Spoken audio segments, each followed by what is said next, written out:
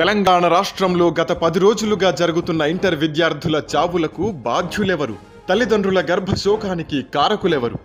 4 ఏళ్ల క్రితం 1కి 3 సార్లు ఎంసెట్ పరీక్షను నిర్వహించడం వల్ల విద్యార్థులు వారి తల్లిదండ్రులు అనుభవించిన మానసిక ఒత్తిడికి ఆందోళనకు ఎవరిని నిందించాలి? చట్ట ప్రకారంగా ఇంటర్ బోర్డ్, విద్యాశాఖ అధికారులు, విద్యాశాఖ మంత్రి, ఆ పైన ముఖ్యమంత్రి వీళ్ళు బాధ్యులు. కానీ తెలంగాణలో విద్యాశాఖ మంత్రికి విద్యాశాఖలో ఏం జరుగుతుందో తెలుసా? జగదీష్ రెడ్డి ఎప్పుడైనా విద్యాశాఖకు సంబంధించిన ఫైళ్లు గాని వ్యవహారాలు గాని చూశాడా? ఆ మాటకొస్తే ఒక విద్యాశాఖే కాదు, రాష్ట్రంలోని మంత్రులు, ఎమ్మెల్యేలు, అధికారులు డమ్మీలు మాత్రమే. అంతా ముఖ్యమంత్రి గారు వారి కుమారుడి కనుసన్నల్లోనే నడుస్తున్నప్పుడు మనం ఇంటర్ బోర్డును, విద్యాశాఖ మంత్రిని నిందించి ఏం లాభం? ఏడాదికి 10 నుండి 13 లక్షల మంది విద్యార్థుల భవిష్యత్తును నిర్దేశించే ఇంటర్మీడియట్ ఫలితాల వ్యవహారంలో బోర్డు అధికారులు ప్రగతి భవన్ నుండి వచ్చిన ఆదేశాలకు లోబడి గ్లోబరీనా సంస్థకు కనీసం ఒప్పందం కూడా చేసుకోకుండా కాంట్రాక్టు కట్టబెట్టారనేది ప్రధాన ఆరోపణ. చినరాజా వారిని ఎదురించే ధైర్యం లేక అధికారులు నోళ్లు మూసుకున్నారు, విద్యార్థుల చావులకు కారకులయ్యారు.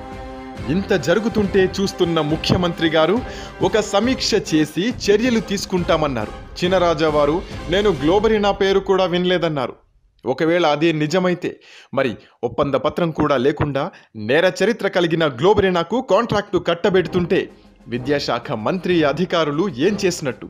చీమ చిటుక్కోమన్నా తెలుసుకునేంత గొప్ప ఇంటెలిజెన్స్ వ్యవస్థ కలిగిన ముఖ్యమంత్రి గారు ఏం చేస్తున్నట్టు? తన కుమారుడి ప్రమేయం లేకపోతే ఇంతమంది పసిమొగ్గల ప్రాణాలు బలి తీసుకోవడానికి కారణమైన విద్యాశాఖ మంత్రిని ఎందుకు బర్తరఫ్ చేయలేదు? అధికారులను ఎందుకు సస్పెండ్ చేయలేదు?